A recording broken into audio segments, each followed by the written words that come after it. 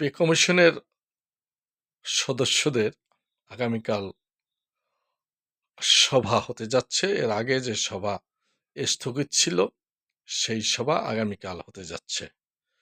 তবে সভায়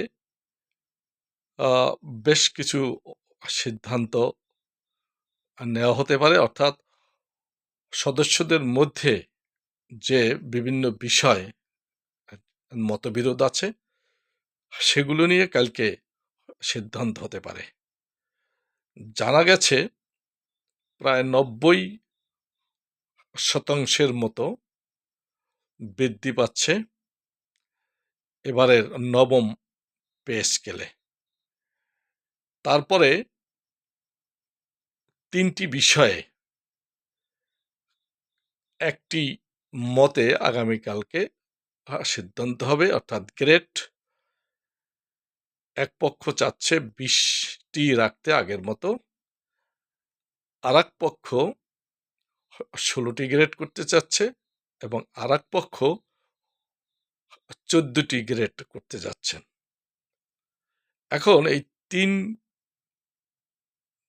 মতামতের উপরে কালকে আলোচনা হয়ে সেই আলোচনায় পরে সিদ্ধান্ত হতে পারে যে কতটি গ্রেড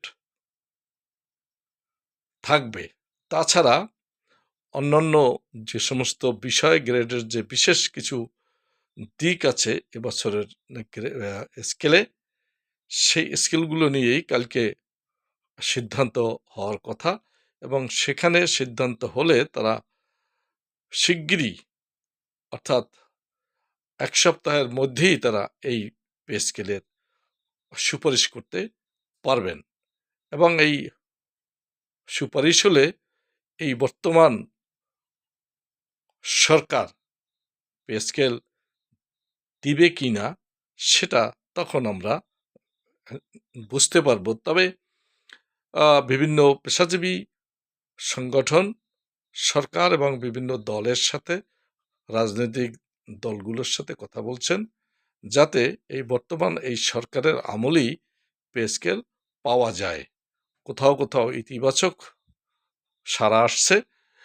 এখন অপেক্ষার পালা যে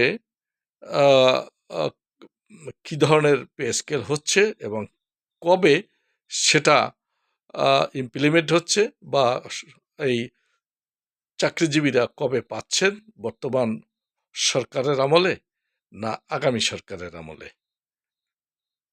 ধন্যবাদ।